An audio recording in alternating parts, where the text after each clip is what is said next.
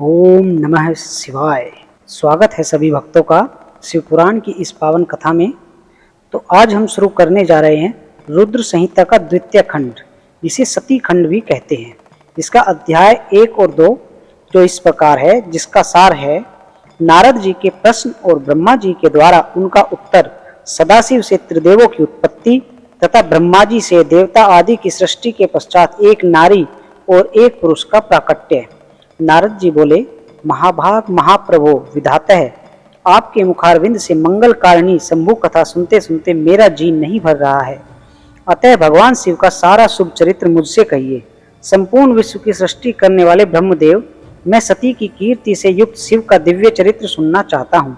शोभाशालिनी सती किस प्रकार दक्ष पत्नी के गर्भ से उत्पन्न हुई, महादेव जी ने विवाह का विचार कैसे किया, पूर्व काल में दक्ष के प्रति रोष होने के कारण सती ने अपने शरीर का त्याग कैसे किया, चेतन काश को प्राप्त होकर वे फिर हिमालय की कन्या कैसे हुई, पार्वती ने किस प्रकार उग्र तपस्या की और कैसे उनका विवाह हुआ, कामदेव का नाश करने वाले भगवान शंकर के आधे शरीर में वे किस प्रकार स्थान पा सकी।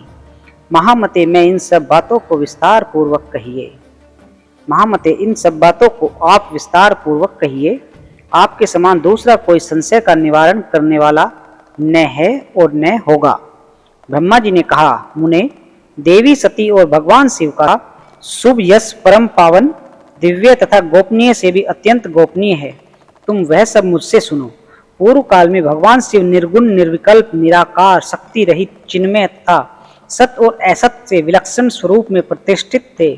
फिर वे ही प्रभु सगुण और शक्तिमान होकर विशिष्ट रूप धारण करके स्थित हुए। उनके साथ भगवती उमा विराजमान थी। विप्रवर वे भगवान शिव दिव्य आकृति से सुशोभित हो रहे थे। उनके मन में कोई विकार नहीं था। वे अपने परात्पर स्वरूप में प्रतिष्ठित थे। मुनि श्रेष्ठ, उनके बाएं अंग से भगवान विष्णु, दाएं अंग से मैं ब्रह्मा और मध्य अंग अर्थात हृदय से रुद्रदेव प्रकट हुए। मैं ब्रह्मा सृष्टि करता हुआ भगवान विष्णु जगत का पालन करने लगे और स्वयं रुद्र ने संहार का कार्य संभाला। इस प्रकार भगवान सदाशिव स्वयं ही 3 रूप धारण करके स्थित हुए। उन्हीं की आराधना करके मुझ लोक पितामह ब्रह्मा ने देवता, असुर और मनुष्य आदि संपूर्ण जीवों की सृष्टि की। दक्ष आदि प्रजापतियों और देव शिरोमणियों की सृष्टि करके मैं बहुत प्रसन्न हुआ तथा अपने को सबसे अधिक ऊंचा मानने लगा। मुने, जब मरीचि, अत्रि, पुलह, पुलस्त्य, अंगिरा, क्रतु, वशिष्ठ, नारद, दक्ष और भृगु, इन महान प्रभावशाली मानस पुत्रों को मैंने उत्पन्न किया, तब मेरे हृदय से अत्यंत मनोहर रूप वाली एक सुंदरी नारी उत्पन्न हुई, जिसका नाम संध्या था। वह दिन में क्षीण हो जाती, परंतु सायकाल में उसका रूप सौंदर्य खिल उठता था। वह मूर्तिमती साय संध्या ही थी और निरंतर किसी मंत्र का जप करती रहती थी। सुंदर बोहें वाली वह नारी सौंदर्य की चरम सीमा को पहुंच हुई थी और मुनियों के भी मन को मोह लेती थी। इस तरह मेरे मन से एक मनोहर पुरुष भी प्रकट हुआ, जो अत्यंत अद्भुत था। उसके शरीर का मध्य भाग अर्थात कटी प्रदेश पतला था। दांतों की पंक्तियां बड़ी सुंदर थी। उसके अंगों से मतवाले हाथी की सी गंध प्रकट होती थी। नेत्र प्रफुल्ल कमल के समान शोभा पाते थे।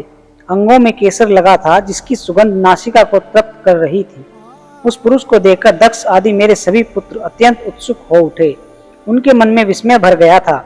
जगत की सृष्टि करने वाले मुझ जगदीश्वर ब्रह्मा की ओर देखकर उस पुरुष ने विनय से गर्दन झुका दी और मुझे प्रणाम करके कहा।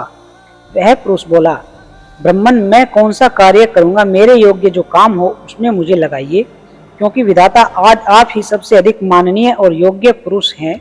यह लोक आपसे ही शोभित हो रहा है। ब्रह्मा जी ने कहा, भद्र पुरुष, तुम अपने इसी स्वरूप से तथा फूल के बने हुए 5 बाणों से स्त्रियों और पुरुषों को मोहित करते हुए सृष्टि के सनातन कार्य को चलाओ।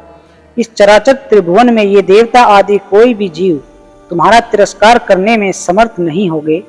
तुम छिपे रूप से प्राणियों के हृदय में प्रवेश करके सदा स्वयं उनके सुख का हेतु बनकर सृष्टि का सनातन कार्य चालू रखो। समस्त प्राणियों का जो मन है वह तुम्हारे पुण्य में बाण का सदा अनायास ही अद्भुत लक्ष्य बन जाएगा और तुम निरंतर उन्हें मदमत किए रहोगे। यह मैंने तुम्हारा कर्म बताया है, जो सृष्टि का प्रवर्तक होगा, और तुम्हारे ठीक ठाक नाम क्या होंगे इस बात को मेरे ये पुत्र बताएंगे। सुरश्रेष्ठ, ऐसा कहकर अपने पुत्रों के मुख की ओर दृष्टिपात करके मैं क्षण भर के लिए अपने कमल में आसन पर चुपचाप बैठ गया। इसी के साथ अध्याय 1 व 2 सती खंड रुद्र संहिता का समाप्त होता है। प्रेम से बोलिए हर हर महादेव।